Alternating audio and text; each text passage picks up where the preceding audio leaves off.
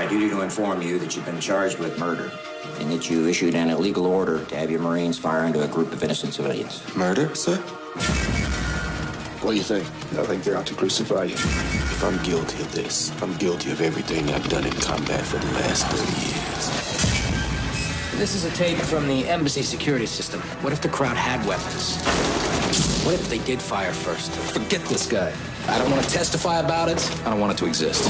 Why did a well-trained fighting unit ignore the rules of engagement when their orders were simply to protect the embassy? It was a peaceful crowd. That is until Colonel Childers arrived and prevented me from pursuing further avenues of diplomacy. Why are we sitting here? Look at me! Stay calm! Mrs. Moraine, I don't believe your husband is telling the truth. We all have our priorities, Colonel. This is gonna take us both down, you know? Yeah? How's that work, Hayes? You gonna spend the rest of your life in prison, too? If Childers isn't held totally responsible, then the United States will be. We don't have anybody to back up your case. That's because all my witnesses are dead.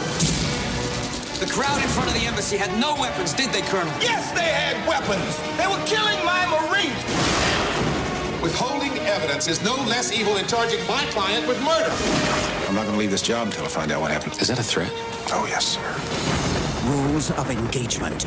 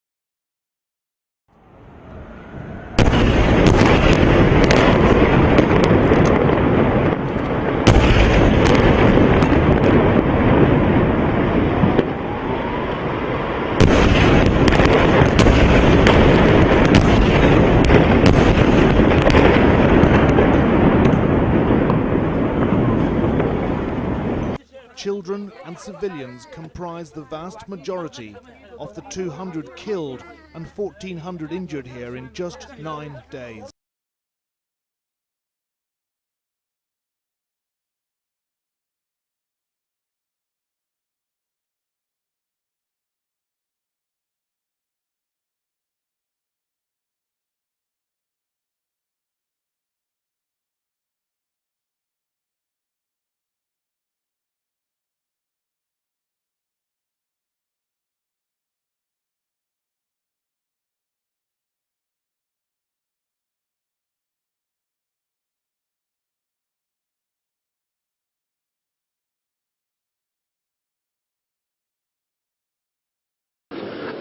But about Israelis, you know, we hear about it. We are rude. We are, you know, all the drill. But what you find surprising about Israelis? Well, I always enjoy coming to Israel, and Israelis are warm. They're energetic people, forthright, very smart, and so I always like smart people. And nice people, very, you know, and aggressive, and I respect that aggressiveness because they need it in their situation, and so.